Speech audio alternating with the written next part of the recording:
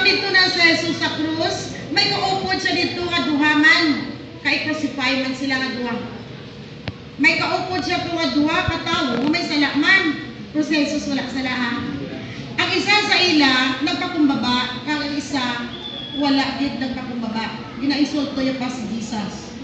The second word of Jesus was, "Truly, I say to you today, you will be with me in paradise." Makita nato sa Lucas 23:43 nga pagadanon sang anoint na sa Ginoo Mrs. Angela Rico Puerto Sour. Palakpakan nato siya.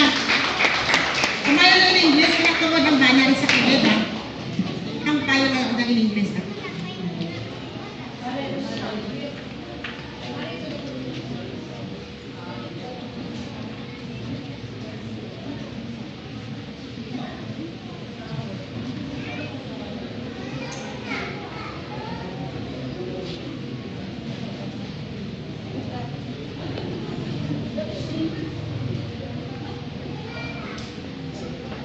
Ginaserve pa.